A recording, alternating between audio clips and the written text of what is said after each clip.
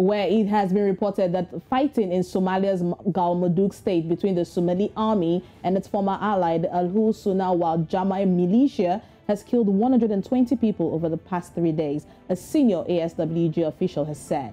Well, analysts and residents have expressed fears that the fighting is derailing the former allies from their common efforts to defeat the Al-Qaeda-linked Al-Shabaab insurgency. At least, as we speak, 120 people have died and 600 were injured from the clashes that erupted on Saturday and continued until yesterday in the central state's second largest district of Gurisil.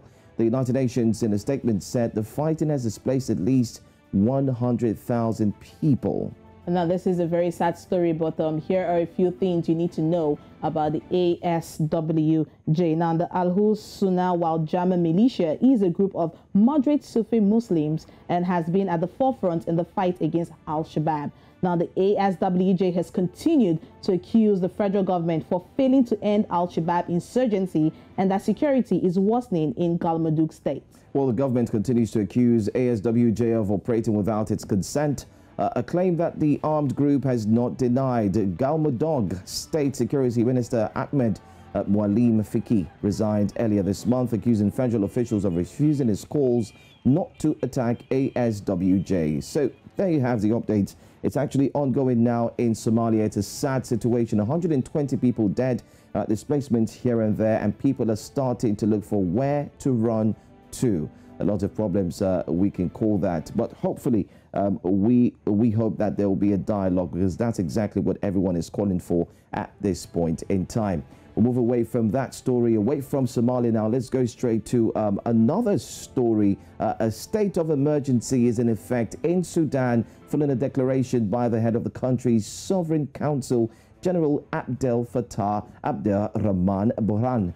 Abdelrahman dissolved the Sovereign Council overseeing the transition to civilian rule, as well as the cabinet. And the move comes as the Sudanese military detained some senior government figures, officials, and leading politicians. Let's take a look.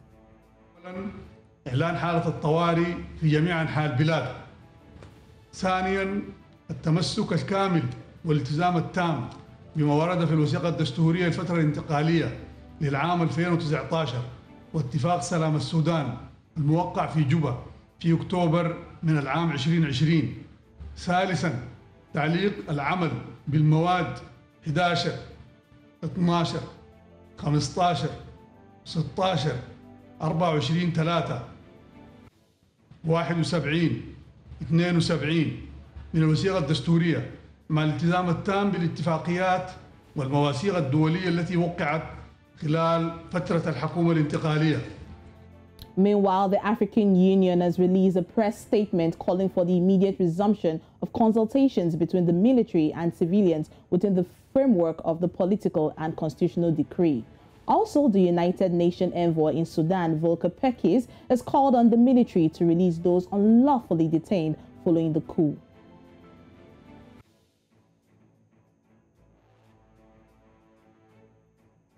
Everybody to exercise utmost restraint.